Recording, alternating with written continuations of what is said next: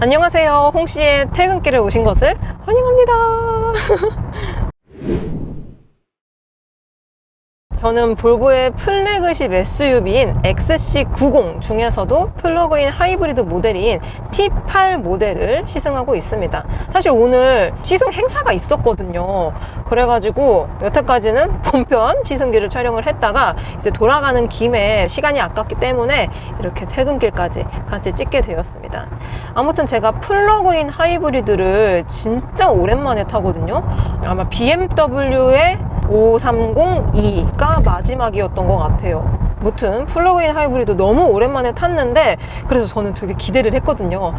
플러그인 하이브리드만의 촉촉한 그 주행 감성을 느낄 수가 있겠구나 했는데 지금 이 시승 차량이 충전이 안 되어 있다고 하더라고요. 그래서 지금 보니까 전기 모터로 갈 수 있는 주행 가는 거리가 빵이에요. 그냥 0km입니다. 그래서 뭐야, 플러그인 하이브리드는 사실 이 전기 모터로 주행을 하는 게 하이라이트잖아요. 근데 그거를 못해. 그러면은 가솔린과 다를 바가 없으니까. 그래서 오늘 재밌는 그림이 나오지 않겠다라는 생각이 들었는데요. 플러그인 하이브리드도 뭐 차종마다 다르고 브랜드마다 다르긴 하지만 이 볼보의 XC90 플러그인 하이브리드는 이 전기 충전을 안 하더라도 자체적으로 충전이 좀 많이 되는 편에 속합니다. 그래서 가속할 때는 EV 모드 주행이 이제 충전을 안 했기 때문에 거의 불가능하긴 하지만 완전 저속에서 좀 탄력 주행으로 갈 때 있잖아요. 그 탄력 주행으로 갈 때랑 탄력 주행으로 살짝 멈출 때랑 그럴 때에는 또 전기 모터로 가지고 있어가지고 충전을 안 했는데 EV 주행이 가능하더라고요. 클러스터 상에서 내가 엔진으로 가는지 전기 모터로 주행을 할 수 있는지 너무 잘 보입니다. 그리고 참고로 제가 타고 있는 XC90은 정확히 말하면 2세대 페이스리프트 모델이거든요. 이게 2019년부터 한국에서 이제 출시가 되었는데 거의 2019년이면 막 한 7, 8년 전이잖아요. 7, 8년까지는 아니고 몇 년 전이냐? 2019년이면 4, 3, 2, 1, 0, 9, 5년 전이네요. 아무튼 2019년이면 5년 전이니까 뭔가 풀체인지라든지 뭔가 세대 변경이 돼야 되지 않을까라는 시점이기는 한데 볼보 차량의 라인업들은 2030년까지 뭐 전동화로 다 바꾼다고 그런 예정이 되어 있어서 그런지 아무래도 XC90은 플래그십이고 또 플래그십을 개발하려면은 비용이 좀 많이 들 거잖아요. 그래서 그런지 올해 말에 2차 페이스리프트 모델이 출시가 된다고 합니다. 이거는 해외에서 먼저 출시가 되고 한국 시장 같은 경우는 한 몇 달 있다가 나올 것 같긴 한데요. 일단 2차 페이스리프트 되기 바로 이전 모델, 그러니까 마지막 모델이죠. 이게 2024에서는 달라진 점들이 제가 본편에서 말씀을 드렸지만 지금 제가 타고 있는 하이브리드 기준으로 휠 디자인이 조금 더 공력 휠이 적용이 되어 있어서 전기차스러운 느낌을 가지고 있고요. 뭐 실내는 티맵 인포테인먼트 시스템 2.0이 들어간 걸 제외하면은 뭐 달라진 건 없습니다. 대다수의 자동차 브랜드들이 연식 변경에서는 크게 달라지진 않거든요. 사실 디테일이 살짝 뭐 개선이 되고 그 정도기 때문에 크게 변경이 된 점은 없습니다. 지금 이렇게 노면 안 좋은 구간 가는데 이게 또 볼보 차량 중에서 유일하게 에어 서스펜션이 들어가 있는 차량이거든요. 그래서 오늘 이 시승 행사에서 되게 다양한 모델들 XC40부터 시작해가지고 V60, XC60, V90, S90, 제가 타고 있는 XC90 이거 중에서도 마일드 하이브리드 버전이 B6 모델도 있고 되게 다양한 라인업들을 다 타고 이제 시승을 다시 떠났는데요. 제가 딱 이 문을 여는 순간 옆에 계신 분이 홍시님 부러워요 하시는 거여서 왜요? 했더니 이거 에어소스 달려있는 거 유일한 차잖아요 이렇게 말씀을 하시더라고요. 그리고 저도 진짜 오랜만에 또 에어 서스펜션이 달려있는 차량을 타서 그런지 몰라도 승차감이 최근에 타봤었던 차량 중에서 가장 좋게 느껴집니다. 그리고 그 다음으로는 제네시스의 G80 전기차, 그것도 에어소스가 안 달려 있었는데 에어소스가 달려있는 것처럼 되게 푹신하고 좋았거든요. 거의 비슷하게 느껴져요 지금. 근데 아쉬운 것 중에 하나가 경쟁 차종이라고 볼 수 있는 벤츠 GLE 같은 경우는 이제 전륜에도 에어 서스펜션이 다 같이 탑재가 되어 있거든요. 근데 볼보의 XC90 같은 경우는 리어 쪽에만 에어서스가 들어갑니다. 그래서 어떻게 보면은 지금 제가 타고 있는 운전석보다는 뒷자리가 좀 더 승차감이 나긋나긋하고 편안하죠. 마침 또 뒷자리에 PD님이 동승을 하고 계신데요. 최근에 타봤던 차량 중에서 가장 편안하다는 거예요. 그리고 또 최근에 제가 이 볼보 차량 중에서 XC40 블랙 에디션을 리뷰를 했었습니다. 근데 XC40은 아무래도 볼보 라인업 중에서 엔트리고 소형에서 준준형 사이기 때문에 급이 좀 차이가 많이 나잖아요, XC90에 비해서. 그래서 그런 건지 몰라도 딱 탔을 때 눈 감고 타도 체감이 될 정도의 승차감을 가지고 있다라고 말씀을 하셔서 좀 되게 편안하게 계십니다. 이렇게 승차감이 좋다 보니까 많은 분들이 XC90을 패밀리카로도 많이 운용을 하시는데요. 실제로 이제 아기가 있는 제 친구도 원래는 이제 XC90을 보다가 나도 이제 끓여야 되는데 XC90은 차가 너무 큰 것 같다 해가지고 결과적으로는 XC60을 선택을 했거든요. 근데 XC60은 에어 서스펜션이 없긴 하지만 되게 만족도가 높다고 합니다. 그래서 전 브랜드 중에서 제품 만족도나 서비스 만족도가 뭐 5년 연속 1위라고 하더라고요. 이러기가 사실 쉽지가 않잖아요. 그리고 전 세계적으로 자동차 브랜드가 엄청 많은데 1위를 한다는 건 그만큼 자동차를 정말 잘 만들고 내가 이 차를 내돈내산했을 때 만족감을 느낄 수 있도록 잘 만든 차니까 그런 결과가 나오지 않았나 라는 생각이 듭니다. 지금 이렇게 T맵 전방에 뭐 공사한다고 이게 실시간으로 계속 업데이트가 되거든요. T맵 인포테인먼트 서비스가. 그래서 굳이 폰 프로젝션, 뭐 안드로이드 오토나 애플 카플레이를 연결하지 않더라도 그냥 순정 내비 그 자체가 그냥 알아서 그냥 핸드폰에 있는 T맵하고 똑같이 나오기 때문에 이거 너무 편리합니다.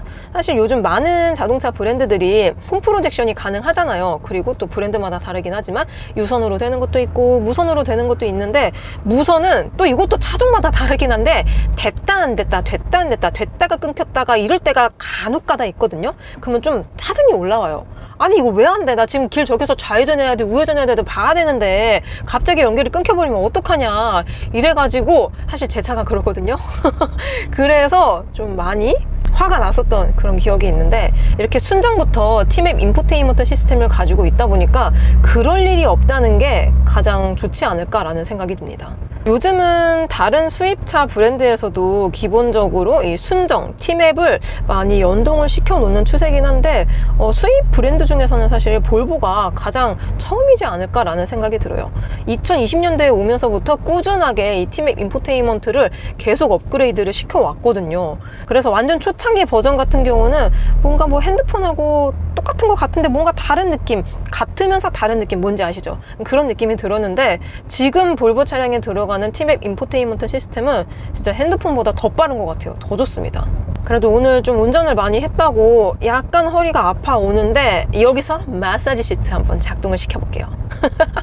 XC90은 플래그십답게 마사지 시트가 이 1열에 적용이 되어 있습니다.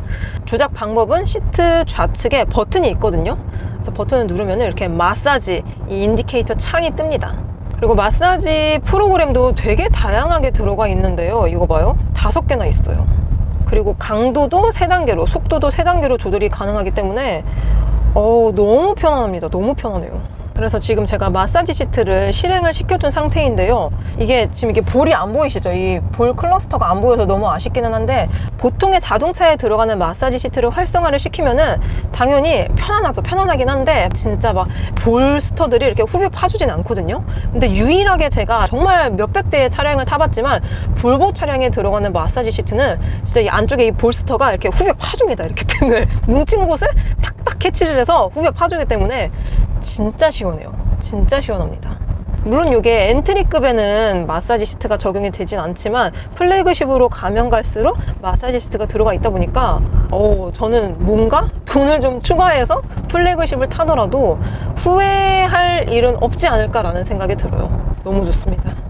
그리고 추가적으로 90 라인 있잖아요. 볼보에 들어가는 90 라인, S90, XC90, V90이 있겠죠. 이렇게 새 모델은 보증기간이 추가가 연말까지 된다고 합니다. 기존에는 5년 10만이었는데 지금은 7년 14만까지 보증이 된다고 해요. 그리고 추가적으로 전 모델 OTA 업데이트도 15년 무상으로 지원이 된다고 합니다. 보통 수입차들이 이것도 브랜드마다 다르긴 한데 이렇게 보증을 많이 해주는 곳이 없거든요. 근데 거의 국산보다 더 많이 보증을 해주는 것 같습니다. 뭐가 취소가 된 거죠?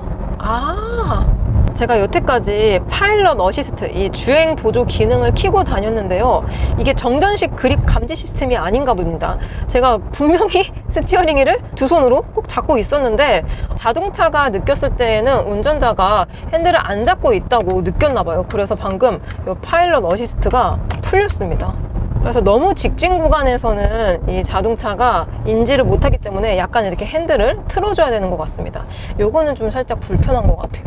지금 빠지는 길이라서 이렇게 엄청 커브진 길을 돌고 있는데요. 이게 보통 이 준대형 SUV, XC90은 준대형 SUV거든요. 세그먼트로 따지면 이 세그먼트에 해당을 하는데 이 정도 덩치를 가지고 있는 SUV들은 되게 하체 감각이 낭창낭창하다고 해야 될까요? 되게 말캉말캉하다 보니까 방금처럼 이렇게 선회를 했을 때에는 오히려 너무 롤링들이 크게 발생을 해가지고 좀 안정감이 부족하다라고 느껴지는 경우가 간혹가다 있는데요. XC90은 방금처럼 코너진 구간을 갔을 때 또 오히려 이 노면의 그립력을 짱짱하게 잘 붙잡아줍니다. 하이브리드 하면서 포지션이 중간에 잡혔다고 할까요? 그래서 실제 승차감도 GL2라든지 카이엔, X5보다는 조금 더 노면의 상태를 읽어주고 있긴 합니다. 그렇다고 막 디테일하게 읽어주고 막 불편한 정도가 아니기는 하지만 경쟁 차종의 수입 SUV들과 비교했을 때에는 승차감이 약간 다이내믹하게 느껴질 수도 있겠다라는 포인트가 되는데 반대로 이게 곡선 구간을 갔을 때에는 안정감으로 다가옵니다. 그리고 제가 본편에서 아주 짧게 보여드리긴 했는데 XC90은 무려 오프로드 모드도 있어요. 오프로드 모드는 당연히 진짜 노면이 안 좋은 상태에서 저속으로 갔을 때 구동력을 높이기 위해서 타야 되는 거기 때문에 지금처럼 계속 이렇게 주행하는 곳에서는 하는 게 어울리진 않지만 아무튼 제가 이 본편에서는 길을 제가 잘못 갔는지 막 공사장으로 가는 거예요. 그 진짜 오프로드였거든요. 거기서 오프로드 이 메뉴를 키니까 XC90은 원래부터 올 휠 드라이브 상시 4륜 구동 시스템을 적용하고 있긴 하지만 오프로드 메뉴로 바꾸게 되면은 일반 지프에서 느껴지는 감성이 있잖아요. 4x4에서 느껴질 수 있는 그 차량들의 감성이 살짝 느껴지더라고요. 제가 이 오늘 하루 종일 XC90을 타고 다니면서 느낀 점이 다재다능한 차량이라는 게 가장 잘 맞는 것 같습니다. 왜냐하면 일단 이 전기 모터와 배터리가 추가가 되어 있기 때문에 충전을 했을 경우에는 전기차처럼 갈 수가 있습니다. 그래서 전기차처럼 계속 EV 모드로 주행을 하다 보면 이 엔진이 안 돌아가잖아요. 그러면은 연비가 좋아지죠. 기름을 안 먹으니까요. 대신 100% 완충을 했을 때 주행 가는 거리는 50에서 60km 사이 정도라고 합니다. 물론 이것도 운전 스타일에 따라서 조금씩 달라지긴 하겠지만 그 정도가 나오고요.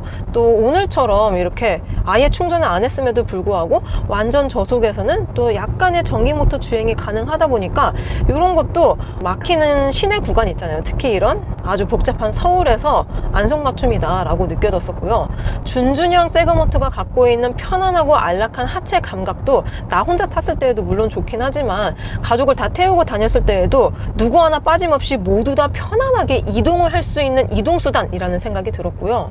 또 이런 오프로드 메뉴를 통해서 이 차량으로 오프로드를 갈 일이 많진 않겠지만 만약에 갈 수도 있잖아요. 갈 수도 있는 상황에서 못 가는 것과 안 가는 거는 차이점이 있거든요. 근데 XC90은 갈 수 있는 차량이다 보니까 뭐 가다가 뭐 길이 안 좋아 그러면은 뭐 거침없이 이렇게 오프로드 메뉴 탁 눌러가지고 바로 가버리면 되니까 이런 것도 장점으로 느껴졌고요.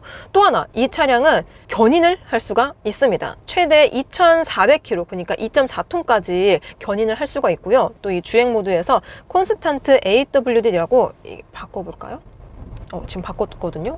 그랬더니 뭔가 아마 시스템이 바뀌어요. 그래서 소리가 들리는데 견인력이 필요할 때 4개의 휠에 분배되는 파워를 최적화해서 에너지 소비량을 높여주는 드라이브 모드라고 해요. 요거는 이제 뒤에 트레일러나 피견인차를 달았을 때 좀 더 효율적으로 운용을 할 수가 있는 거죠. 와 근데 지금 제가 타고 있는 XC90 또 이제 플러그인 하이브리드는 비싸잖아요. 차량 가격이 1억 1,520이거든요. 근데 이 1억이 넘는 차로 캠핑카까지 연결을 해서 다닌다면 굉장한 부자가 될 것 같습니다. 무슨 말인가? 그리고 이 디지털 키는 이렇게 생겼습니다. 아주 심플하죠. Simple is the best 라고 생각이 들어요. 그리고 요즘 자동차 브랜드들이 뭐 차키를 조금 디자인을 많이 바꾸는 추세인 것 같긴 한데 저는 개인적으로 이 자동차 키는 화려하면 안 좋은 것 같아요. 그냥 심플한 게 가장 좋은 것 같습니다. 왜냐하면 차키를 쓸 때 진짜 말 그대로 차 열고 닫을 때만 쓰거든요. 웬만해서는.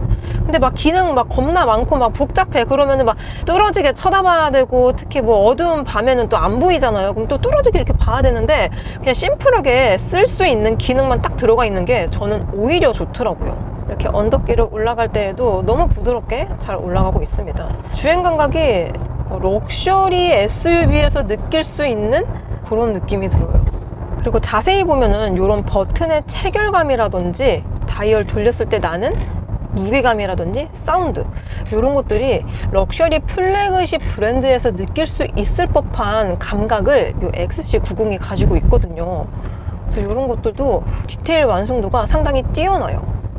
그리고 이 플러그인 하이브리드는 연비가 잘 나오잖아요. 근데 오늘 제가 시승한 이 차량 같은 경우는 전기 충전이 안 되어 있고, 또 막히는 길 5, 안 막히는 길 5, 한 5대5 정도로 다녔습니다.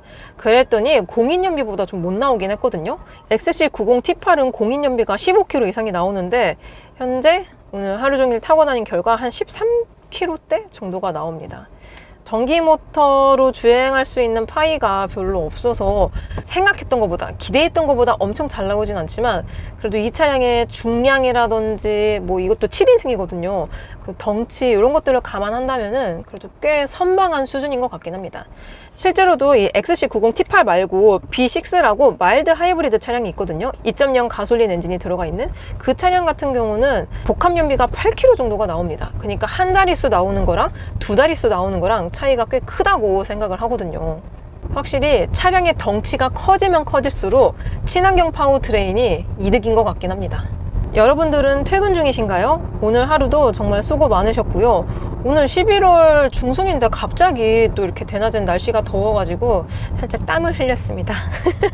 아무튼 여러분들은 오늘 기분 좋게 하루 마무리 하시고요. 저는 그럼 다음 리뷰 때 뵙도록 하겠습니다. 그럼 안녕. 안녕.